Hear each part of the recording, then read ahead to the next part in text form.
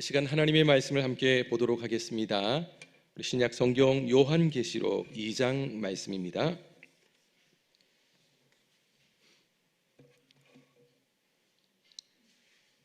요한계시록 2장 1절부터 7절까지입니다.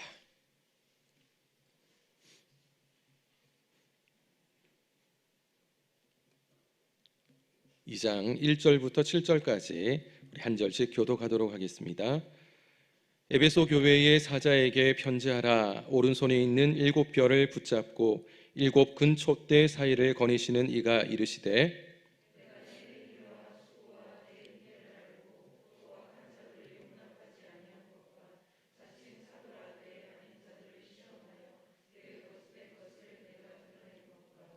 또 내가 참고 내 이름을 위하여 견디고 게으르지 아니한 것을 아노라.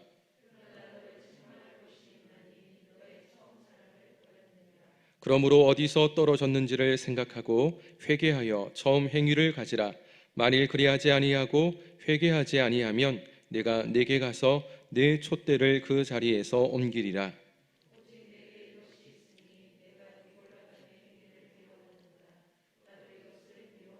함께 했습니다. 귀 있는 자는 성령이 교회들에게 하시는 말씀을 들을지어다. 이기는 그에게는 내가 하나님의 낙원에 있는 생명나무의 열매를 주어 먹게 하리라. 아멘. 우리 옆에 함께 예배하시는 분들 서로 얼굴 바라보시면서 한번 인사하겠습니다. 사랑합니다. 축복합니다. 할렐루야. 한 어린이가 이 소나기 이 단어로 삼행시를 지었습니다. 너무 참 마음에 좀 그래서 한번 같이 나누어 보려고 하는데요. 한번 소나기 우를 한번 띄워 주시겠습니까? 소방차가 불난 집에 불을 끈다. 나는 신나게 구경을 했다. 기절했다. 우리 집이었다.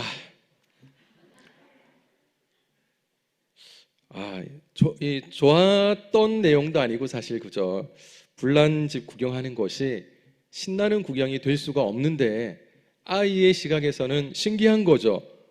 신기하니까 신나는 구경거리가 되었는데 가만히 보다 보니까 이건 아닌 것 같아 생각을 한 거죠. 왜냐하면 자기 집인 것을 알게 되었다. 그래서 기절했다.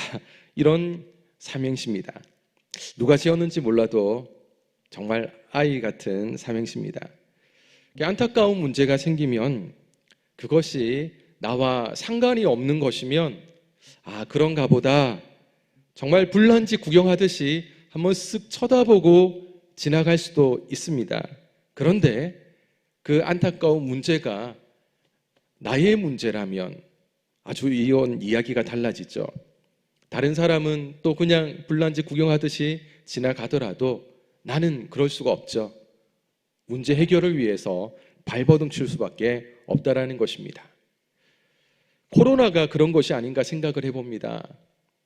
한참 외국에서 코로나 이야기가 나오고 막 그럴 때 우리나라는 K-방역 그러면서 굉장히 안전한 나라처럼 우리가 이해를 하고 좋았는데 어느 순간 코로나가 우리나라에 들어오고 퍼지면서 이건 다른 나라 어디 코로나 확진되는 것 희한하다 신기하다 이런 이야기가 아니고 우리 이야기가 되니까 굉장히 다급해지고 조심해지는 거죠.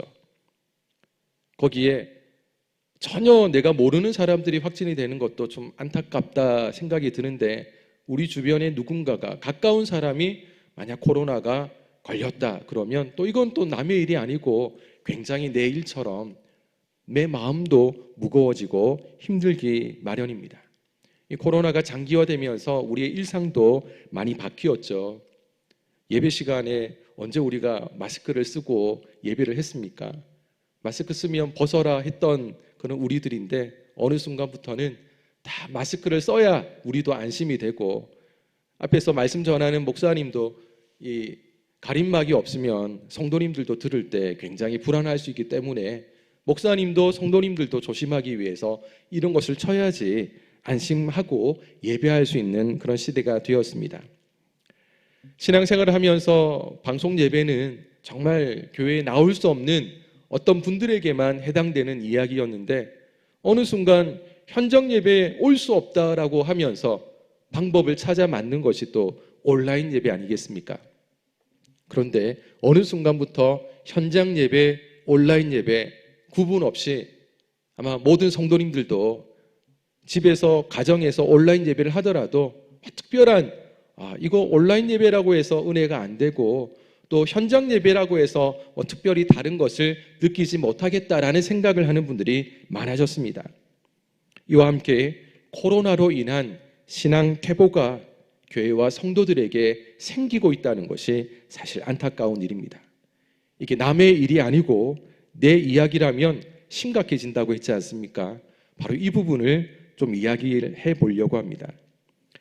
코로나가 한참 번질 때 처음에는 교회에 나와서 예배하지 못한다라는 것이 있을 수도 없던 그런 상황이었기 때문에 이거는 나라가 교회를 핍박하는 것이고 이거 들고 일어나야 된다 이런 얘기가 나올 정도였습니다.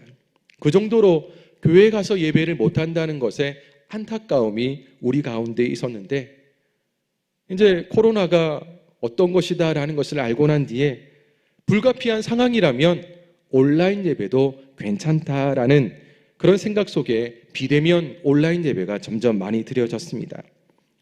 어느새 그 환경에 우리가 큰 불평 없이 적응을 하고 있는 것을 보게 되어집니다. 꼭 교회에 가지 않더라도 온라인으로도 얼마든지 편하게 예배할 수 있구나. 예전에는 옷도 갖춰 입어야 되고 좀 서둘러야 되고 꾸미고 준비도 해야 되는데 이제 온라인으로는 아무도 없으니까 그야말로 마음도 몸도 편하게 예배할 수 있는 것에 익숙해진 우리들의 모습이 있지는 않습니까? 만약 그런 부분이 있다면 이것은 신앙적인 이 퇴행적 적응을 한 것이라고 볼 수 있습니다. 그러니까 이 믿음은 계속 자라야 됩니다. 우리가 계속 자라야 정상이고 건강한 것인데 만약 우리가 퇴보를 한다면 이 문제가 되는 거죠. 실제로 코로나 이 팬데믹 이후에 교회마다 성도가 준다는 이야기가 심심찮게 들려오고요. 또 신앙의 퇴보를 가져온다라는 말도 많습니다. 그런데 이제 11월이 되면 위드 코로나를 시작한다고 하고 단계적으로 그동안 이 제한적인 부분들이 풀려진다라는 생각을 하면서 이제 조금만 더 참고 기다리면 예전처럼 마스크도 벗고 편한 몸과 마음으로 교회에서 예배를 드릴 수 있겠구나라는 기대를 하고 있습니다. 그런데도 전문가들은요, 한번 인식의 변화를 경험하게 되면 본래 상태로 되돌아가는 것이 굉장히 힘든 것이다라고 말들을 합니다. 한번 이런 것을 겪고 나니까 더 이상 이렇게 교회 안에서 예배하는 것 말고라도 얼마든지 방법은 많구나라는 그런 생각들이 한번 자리 잡고 난 뒤에는 사람들의 생각이 점점 달라진다는 거죠. 그럼에도 불구하고 우리는 이 위드 코로나가 되는 바로 그때를 기점으로 해서 이것을 신앙 회복의 기회로 삼아야 될 줄로 믿습니다. 코로나 시대에 일어났던 여러 변화들로 인해서 우리의 신앙이 잠시 흔들림이 있었을지는 모르겠지만 다시 교회와 성도들이 이전에 열심히 있는 신앙생활의 회복을 위해서 적극적으로 노력을 해야 됩니다. 이게 되지 않으면 우리는 계속해서 퇴보할 가능성이 많다는 것이고요. 교회의 영향력은 줄어들 수밖에 없다는 것이 우리가 지금까지 겪어온 이유입니다. 이를 위해서 우리의 모습을 한번 돌아봐야 됩니다. 왜냐하면 어떤 문제를 회복하고 돌이키기 위해서는 지금 나는 어느 정도인가를 알아야죠. 알지 못한 상태에서는 회복하는 것은 말이 되지 않습니다. 그래서 우리의 신앙 상태, 내 영적인 상태를 잘 알아야 됩니다. 이걸 여러 가지로 이야기할 수 있지만 19세기의 영국 청교도 목사님이신 옥타비우스 윈슬로우 목사님이라는 분이 본인이 쓰신 책 가운데 이런 내용을 좀 기록한 게 있습니다. 하나님을 사랑하는 사람이 이 믿음이 식어가는 특징. 그러니까 믿음을 정말 뜨겁게 유지를 해야 되는데 이 믿음이 점점 식어져가는 특징이 뭐가 있는가라는 것을 이야기를 합니다. 쭉 제가 말씀을 드릴 테니까 내가 어떤 이야기 가운데 내 이야기다 하는 것 100% 맞지는 않지만 어느 정도 내 이야기인 것 같다. 난 하나도 그런 부분과 상관이 없네 라고 한다면 괜찮은데 내 이야기와 좀 비슷하다, 내 모습이다 한다면 조금 심각성을 가져야 됩니다. 말씀을 드리겠습니다. 하나님이 관심의 대상에서 자꾸 멀어져 간다. 하나님 외에 더 사랑하는 것이 많이 생기고 있다라는 것. 어떻습니까? 어린아이처럼 하나님을 신뢰하고 따르던 단순한 믿음을 상실해 간다. 점점 계산적이 되고 따지게 되고 또 적당히 타협하는 사람들입니다. 환경 때문에, 일 때문에 자주 하나님께 불평하고 원망하게 된다. 하나님 사랑하는 마음이 식어지니까 자꾸만 부정적인 모습들만 보이게 되는 것입니다. 영적인 활동을 특권이 아니라 의무로 자꾸만 여기게 된다. 쉽게 말해서 예배 시간, 주일이 너무 빨리 돌아와서 부담스럽게 여겨진다는 거죠. 혹시 우리 성도님들 가운데는 그런 분 안 계시죠? 하나님과의 동행을 중요하게 여기지 않게 된다. 그러니까 하나님과 함께하는 그 시간이 그렇게 내 인생 가운데 중요하지 않다는 것입니다. 예로 설교 시간, 예배 가운데 설교를 듣는데 은혜가 안 되는 거죠. 지루하게 여겨지는 겁니다. 주님의 일에 대한 관심과 열심이 항상 뒤로 처지고 자기 일에만 매여 살게 된다. 내 일이 더 하나님 일보다 앞서게 되는 것입니다. 다른 성도들에 대한 사랑의 관심이 줄어들고 미움과 불평이 생기기 시작한다. 전에는 보기만 해도 사랑스럽고 막 기도를 해주고 싶었는데 이제는 조그만한 부분도 부정적으로 보이게 되고 그 실수도 용납하지 못하는 그런 모습이 생긴다라는 것입니다. 몇 가지 말씀을 드렸는데 어떻습니까? 하나도 없죠. 그죠? 아마 우리 성도님들에게는 하나도 없을 것 같은데 그래도 혹시 어떤 이야기는 내 이야기 같다.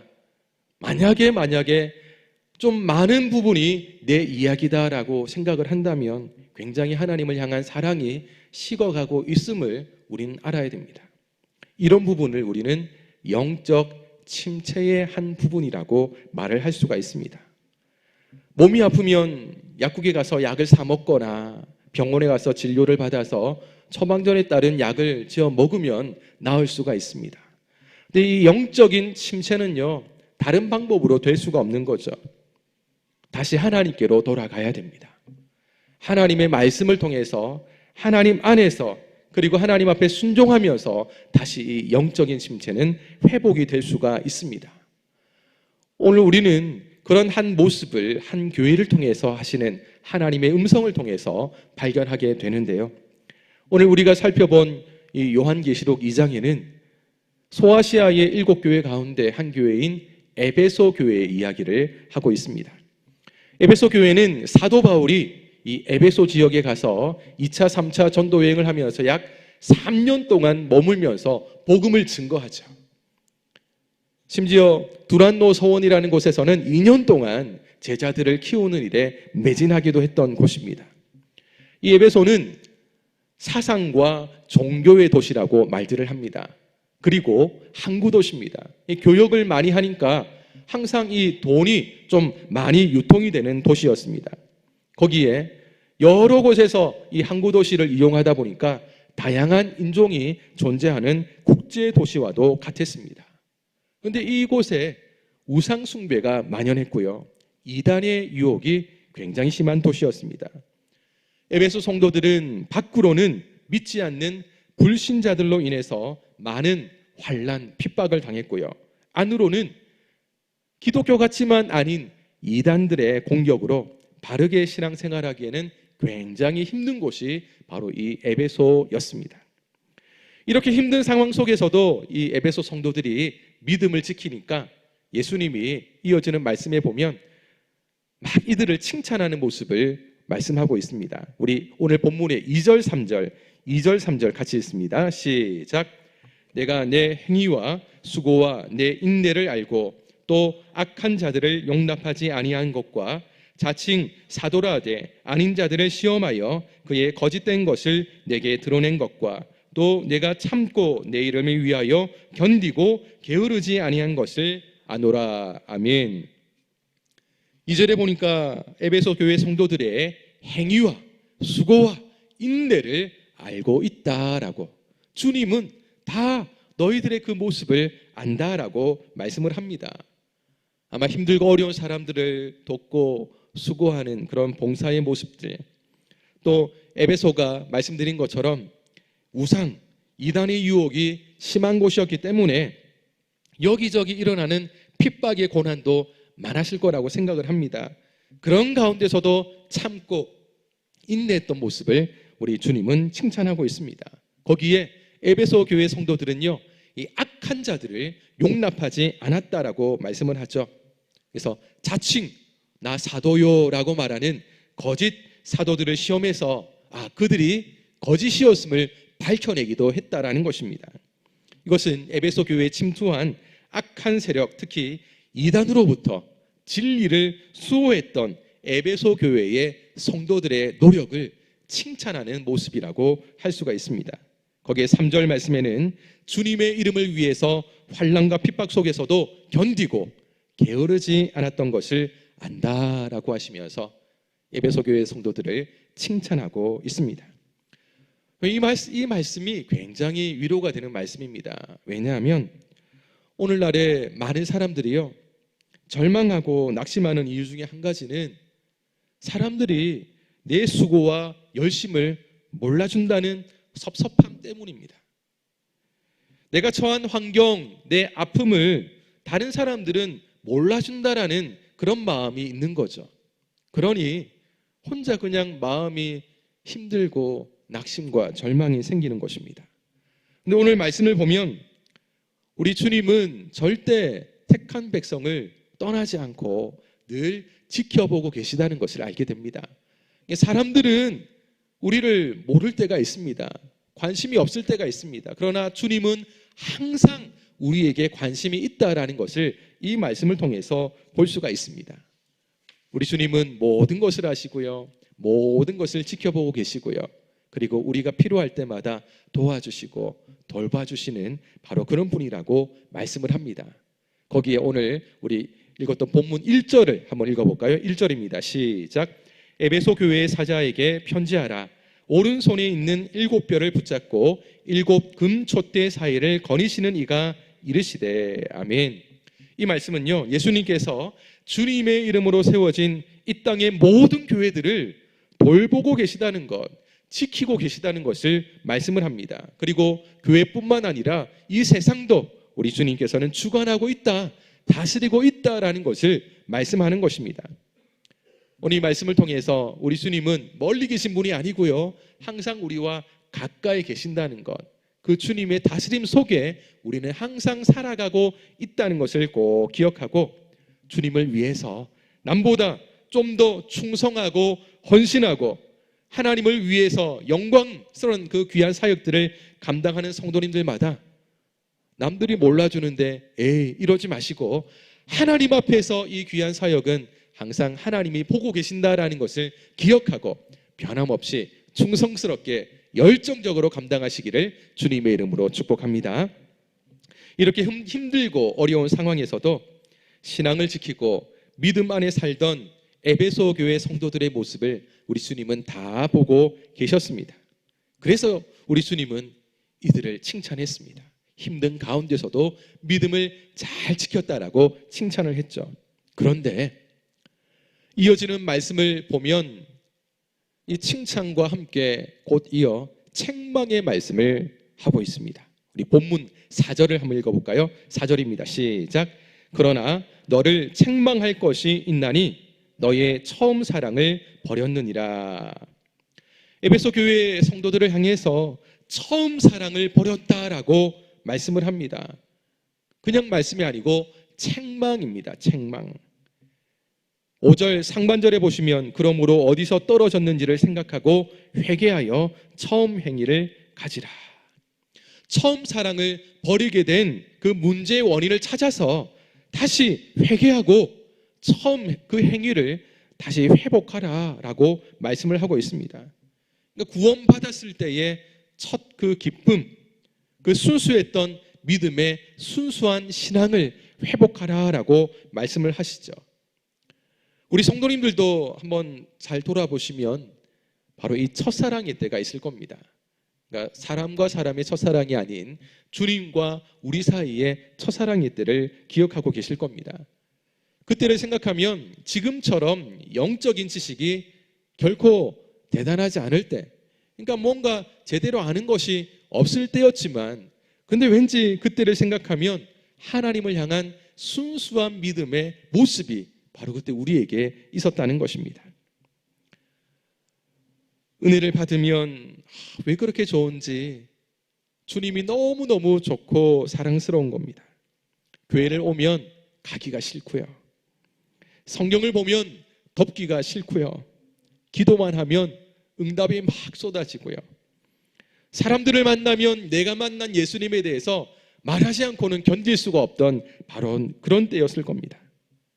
우리 성도님들마다 그 간증을 해보라 하시면 아마 다 그럴 때 그 모습 분명히 기억이 나지 않을까라는 생각을 해봅니다.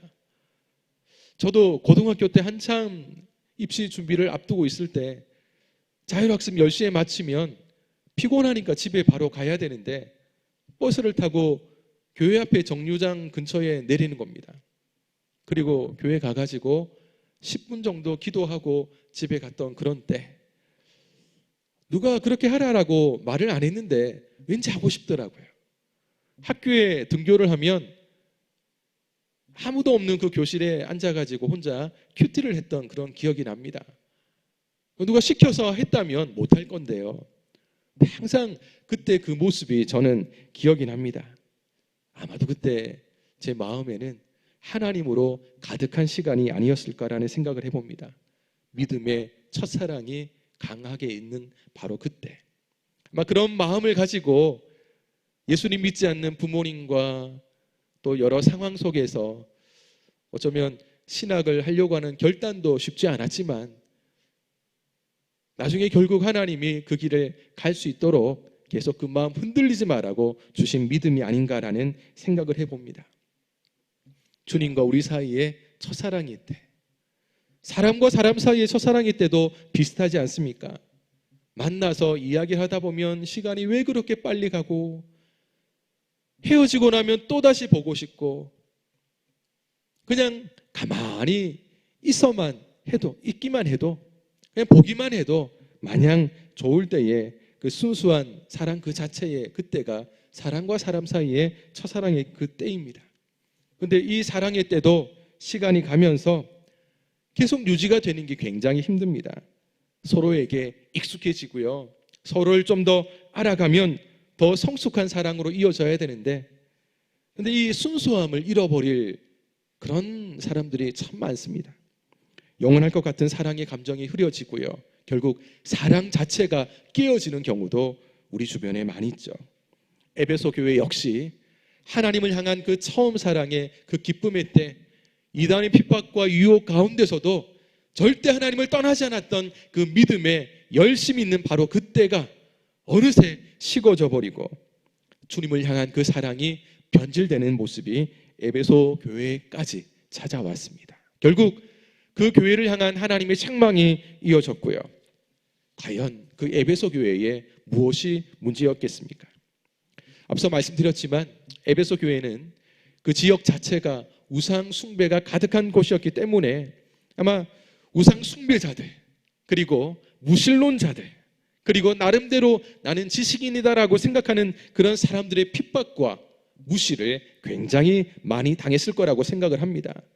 거기에 우리 오늘 읽었던 본문 6절에 보면 니골라당이라고 나오는데요. 에베소에 이런 니골라당 같은 이 이단의 침투도 있었습니다. 이런 이유에서든지 어쨌든 에베소 교회 안에는 참과 거짓을 가려내기 위해서 혈안이 되어 있었다는 겁니다.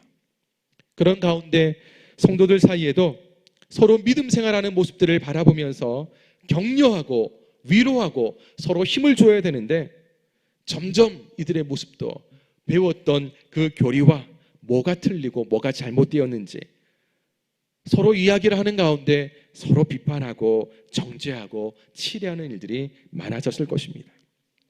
이게 머리로 신앙생활을 하면 이런 결과가 생깁니다. 가슴도 함께 뜨거워야 되는데요, 어느 순간 가슴은 식어져 버리고 머리로 신앙생활을 하기 시작을 하니까 결국은 이런 모습들이 나타나기 마련입니다. 세월이 흐르고 신앙의 지식들이 쌓여가고 나름대로 신앙의 연륜들이 세워져 가고 교회에 익숙해졌지만 그러나 사랑은 식어졌다는 것입니다. 신앙의 그 경륜을 무시한다라는 얘기는 아니고요, 절대 무시해서는 안 되죠. 그런데 만약 누군가가 나의 신앙 연륜을 자랑하면서 내가 과거에 이런 사람이었는데, 내가 이런 은혜를 받았는데, 하나님의 이런 축복을 받아 누렸는데 라고 말하면서 그 과거로 오늘을 살려고 한다면 이런 문제는 생기기 마련입니다. 은혜는요 항상 현재입니다. 지금 내가 하나님의 은혜를 누리며 살고 있는가?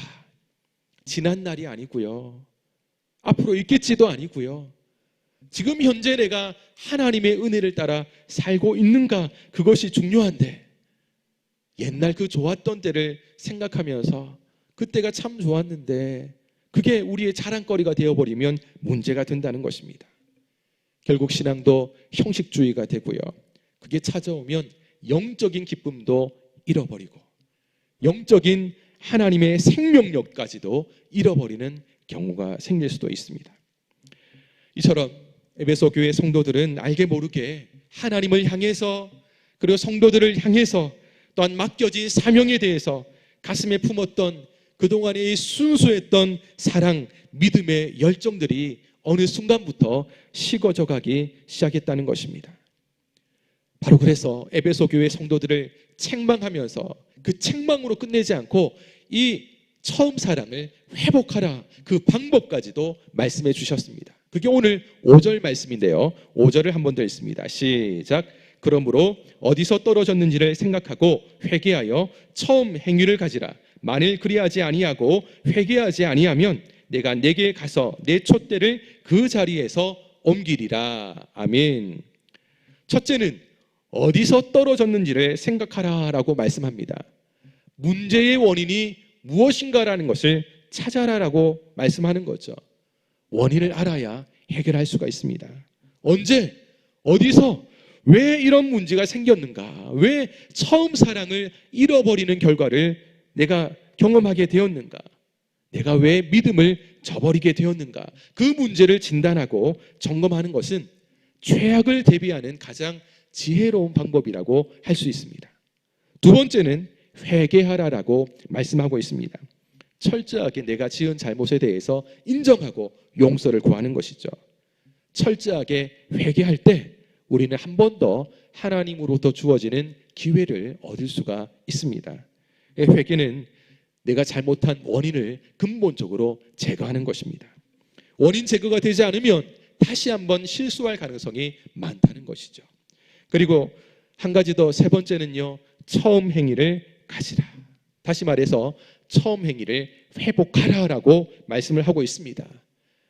원인을 찾고 회개하고 기회를 얻어서 다시 한번 주님께로 돌아왔다면 그 주님 안에 있는 그 은혜를 잃어버리지 않도록 계속해서 주님과 함께하는 삶을 살라라고 말씀을 하고 있습니다. 만약에 이런 일을 하지 않는다면 5절 말씀에는 어떤 경고를 하고 있습니까? 내가 내게 가서 내 촛대를 그 자리에서 옮기리라. 다시 말해서 에베소 교회가 감당할 사명을 다른 교회, 다른 곳으로 옮겨버리겠다라고 말씀을 합니다. 이 말씀은 하나님의 일을 감당하는 자에게 베풀어줄 하나님의 축복을 다른 사람에게로 주겠다라고 말씀하는 경고라는 것입니다. 무서운 것이죠.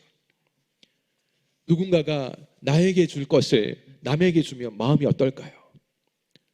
사촌이 땅을 사도 배가 아프다, 이런 속담을 우리가 이야기를 하는데요, 자기 땅을 자기가 샀는데도 우리가 배가 아픈데 내 것이 남에게 갔다라고 한다면 여러분 얼마나 마음이 힘들겠습니까? 그것도 내가 감당할 수 없는 그런 내 마음을 하나님이 아시고 옮겨버렸다고 한다면 아마 지나고 난 뒤에 땅을 치고 후회해봐야 다시 회복할 수 없다는 것이죠. 그래서 우리 하나님은 그런 일이 있기 전에 빨리 회복하라, 처음 사랑을 회복하라라고 말씀을 하고 있습니다. 우리 성도님들, 저와 우리 성도님들의 모습을 이 시간 함께 돌아보기를 원합니다. 에베소 교회 성도들과 같이 처음 사랑을 잃어버린 우리들의 모습은 없습니까? 하나님을 향해서, 사람들을 향해서 나에게 하나님이 주신 직분과 사명에 대해서 내가 하나님 앞에 받은 이 처음 사랑을 잃어버리지는 않았습니까? 우리가 처음 예수님을 믿었을 때는요, 십자가만 생각해도 그저 감격스럽지 않았습니까? 나를 위해 예수님이 십자가에서 죽으셨다니. 그 사랑을 생각하면서 나도 주를 위해서 죽겠습니다, 이런 다짐을 했던 믿음이 있지 않았습니까? 그런 은혜를 받으며 살다 보니 예배 시간이 기다려집니다.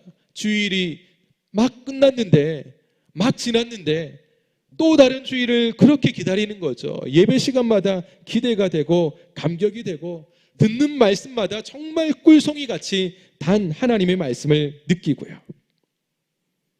바로 그때 그 모습이 여전히 우리 가운데 있습니까?